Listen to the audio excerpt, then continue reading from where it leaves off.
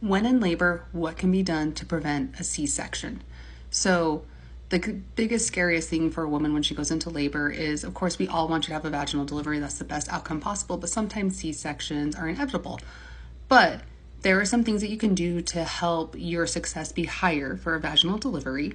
And these are what we consider the 3 P's of labor, which is pelvis, power, and passenger.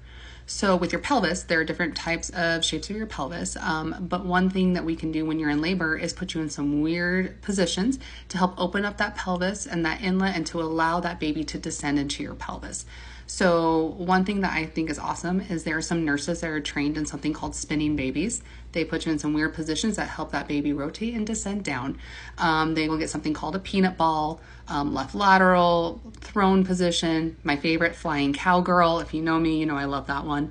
And the nurses can help rotate you around and help get that baby to come down.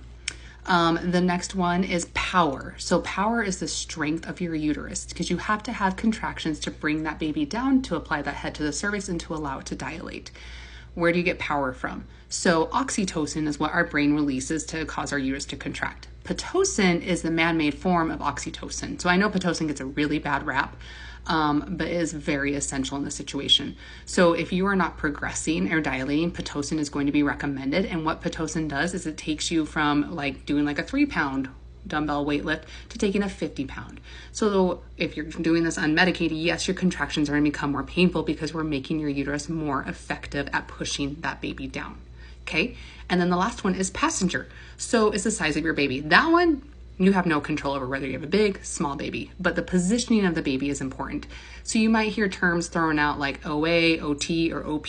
And what that means is the baby looking down at the ground? Is the baby looking to the side? Or is the baby looking up at the ceiling? If the baby's looking up at the ceiling or to the side, they're not in a good position to come into that birth canal. So that's where the positioning above that I talked about helps rotate that baby, or sometimes an OB can manually rotate that head to get them into position.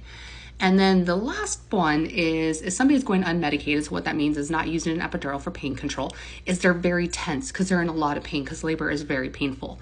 And sometimes getting an epidural allows your body to relax. And once that pelvic floor relaxes, that head is able to descend.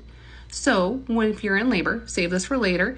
And if things aren't progressing and you're like, oh my gosh, I don't want a C-section, just watch this video and ask your healthcare provider if they can help you get in these positions to help everything out. Because at the end of the day, we do want a healthy mom and we want a healthy baby.